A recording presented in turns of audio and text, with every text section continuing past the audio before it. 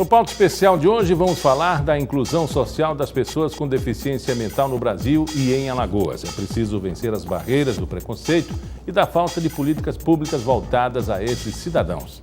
Também vamos falar de uma mostra de cinema que tem como foco os direitos humanos no mundo.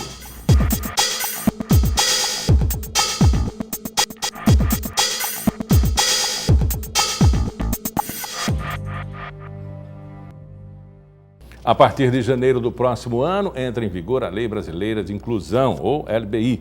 Mais de 45 milhões e meio de pessoas com algum tipo de deficiência devem ser beneficiadas. A ideia é combater a discriminação e garantir que os direitos desses cidadãos sejam respeitados. Entre eles estão incluídos, claro, os brasileiros que possuem deficiência mental. Infelizmente, ainda são poucas as políticas públicas e grande o preconceito contra essas pessoas. Para falar um pouco mais sobre o assunto, eu recebo aqui no estúdio o médico psiquiatra, professor da UFAL e também gerente-geral do Hospital Portugal Ramalho, Aldênis Peixoto. Professor, vamos primeiro distribuir melhor a semântica. O que é doença mental, o que é deficiência mental? Na realidade, todos os transtornos mentais, eles podem levar a uma deficiência. Tradicionalmente, se utiliza o termo deficiência mental para significar retardo mental, que é uma patologia classificada dentro da CID-10, o F70, F71, etc., dependendo da gravidade. Mas, de um modo geral, as doenças mentais levam a algum prejuízo intelectual, mental, laborativo, que faz com que sejam consideradas como deficiências. Vamos destrinchar melhor? CIDs, a gente não entende muito bem. CID é Classificação Internacional de Doenças. Certo, mas quais são essas doenças? Todas as doenças estão na Organização Mundial de Saúde e classifica com código. E dentro dessas, aquelas que começam com F são os códigos dos transtornos que estão envolvidos com a psiquiatria, que são diagnosticados e acompanhados pelo psiquiatra, pela equipe de saúde mental. Deficiência então, pode ser síndrome de Down? A deficiência... hiperatividade? No caso específico do retardo mental, ele tem várias origens. Uma delas, e muito comum, é a síndrome de Down. Tem muitas outras e hoje, assim...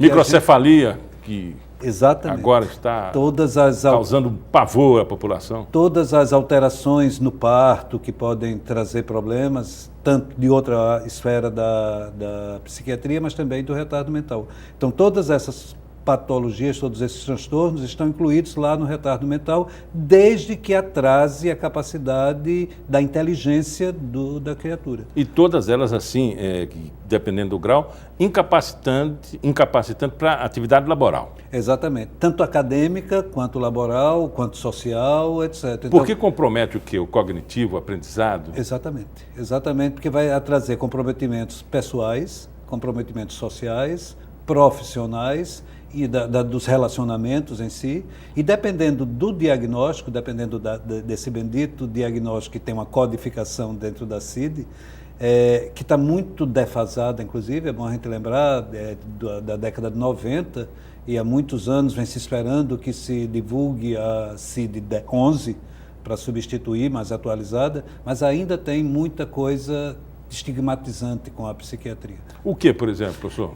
Quando a gente fica pensando assim, um paciente com retardo mental leve, que tem uma capacidade de aprendizado, que tem uma capacidade, a gente tem exemplos maravilhosos disso, de conseguirem chegar a um ensino médio e até um ensino superior, de ocupar cargos administrativos, e que você vai apenas com síndrome de Down, inclusive, e que você vai pelo estigma apenas, ou pela falta de estímulo dado, pela falta de oportunidade dada, eles são colocados à margem da sociedade. Preconceito e falta de respeito, né? Porque cada um tem seu tempo, né? Exatamente. E só acontece isso quando a família luta pelos direitos desse portador, desse diagnóstico, que não o incapacita totalmente, tem os seus limites. Entretanto, a população, pela falta de informação e pela cultura que a gente tem, pelos valores formados, deixam essas pessoas de lado. Eles podem ter capacidades menores, podem ter capacidades para outras atividades, repito, vai depender do grau de comprometimento intelectual, de comprometimento cognitivo, de uma forma geral, da capacidade, porque tem pessoas que nem têm transtorno nenhum e não conseguem elaborar. Há uma coisa ligada principalmente à Previdência, ligada ao INSS, que define a determinados códigos dão ou não direito ao cidadão de ficar de benefício, de se aposentar, de ser considerado inválido, enquanto que outros tão incapacitantes quanto não dão. Então, é necessário que haja uma reavaliação de todo esse processo e eu acho que a lei vem em cima disso, de buscar esse espaço. Além do estigma de alguém dizer assim, fulano, tão bem, não parece ter a doença e está aposentado, não é? E o cidadão leva esse estigma, esse preconceito social para a vida toda. Miguel, veja o exemplo de uma pessoa num episódio depressivo.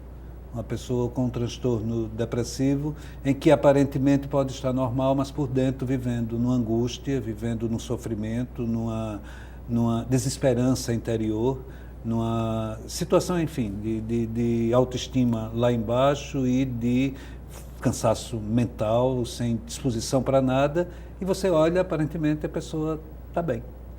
E você diz, por que você não se levanta daí, por que você não vai fazer? E a pessoa diz que eu não tenho mínima condição. Então, isso é muito subjetivo, isso é muito difícil até do profissional lidar, e imagina a população leiga diante dessa situação. Então, a gente entende até certo ponto, mas é preciso que se estabeleça para que não se diga que as pessoas deprimidas são acomodadas, para que não se diga que uma pessoa, por ter um diagnóstico grave, como é a esquizofrenia, é incapaz de produzir. Pelo contrário, existem etapas, existem fases, existem espaços dentro da vida que a pessoa pode produzir muito bem sem precisar produzir no completo, na sua completude. A gente tem artistas maravilhosos que são esquizofrênicos, a gente tem escritores maravilhosos e pessoas com trabalhos, inclusive de liderança, que são bipolares. Também a gente tem profissionais que iludem o povo por ter psicopatias, por terem transtorno de personalidade. E esses não são diagnosticados, não são porque conseguem uma simulação e uma manipulação diante das pessoas que não se percebe.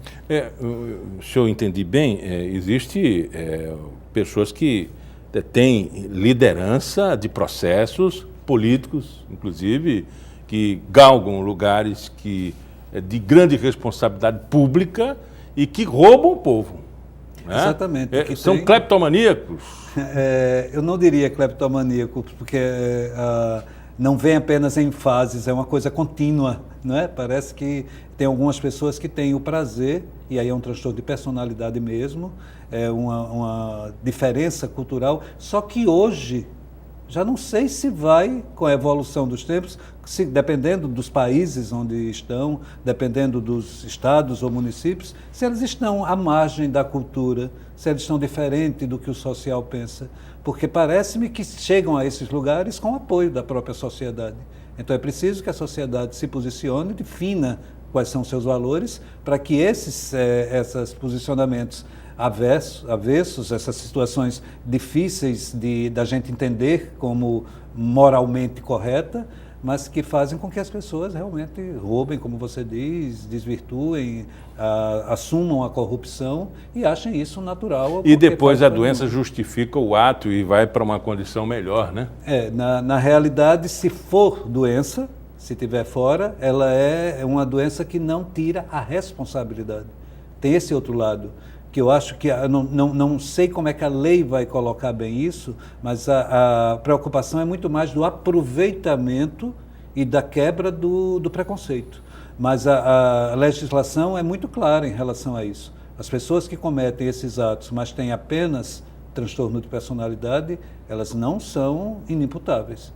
Inimputável é uma pessoa com um distúrbio que atrapalha totalmente sua capacidade de discernimento, como a esquizofrenia, num grau mais elevado, como outros transtornos psicóticos ou outros transtornos psiquiátricos. Professor, está havendo uma convocação, isso já tem, acho que uns 3 anos, das empresas, em respeito à lei que entra realmente em vigor, né?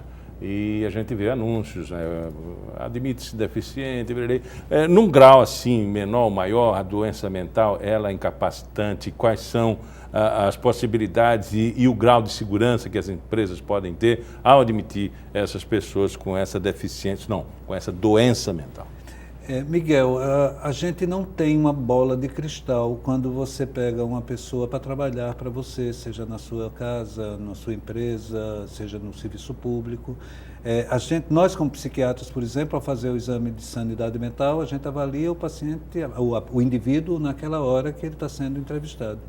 Não garante que daqui a um tempo ele manifeste sintomas diferentes que não estavam presentes na hora da avaliação. Então, nenhum ser humano está livre de um dia de fúria, né? A linha entre a normalidade e essa alteração é muito tênue, é muito pequena.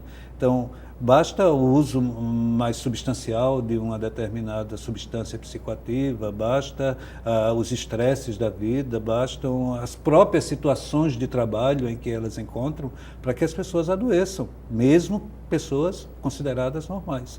Então, não dá para você ter certeza que quando for uma pessoa já diagnosticada, é interessante isso, é bom lembrar. Por exemplo, uma pessoa que foi atendida num ambulatório de saúde mental e faz o cartão SUS e o cartão daquele ambulatório. Ela passa muitas vezes a utilizar aquilo como defesa ou como identidade. Eu tenho o cartão disso, eu posso fazer tudo. Não é bem assim, não. As pessoas, por se tratarem, elas estão tentando melhorar e muitas delas, o objetivo é voltar ao seu normal, é recuperar a sua sanidade, aquele equilíbrio que por algum motivo foi perdido. Em alguns casos, infelizmente, isso não é possível.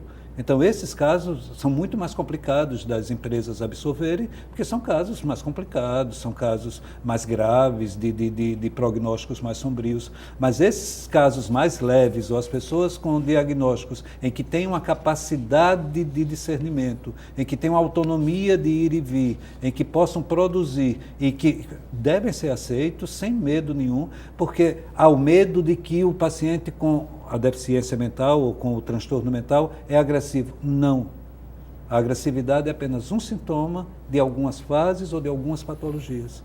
Nem todo paciente, nem todo portador de transtorno mental é agressivo. Muito pelo contrário, a grande maioria não é. Mas qualquer cidadão, mesmo sem um transtorno, em algum momento pode ser agressivo. Conversamos com Aldenis Peixoto, gerente-geral do Portugal Ramalho, médico psiquiatra e professor da UFAL. Muito obrigado pela entrevista. Obrigado a você pela oportunidade.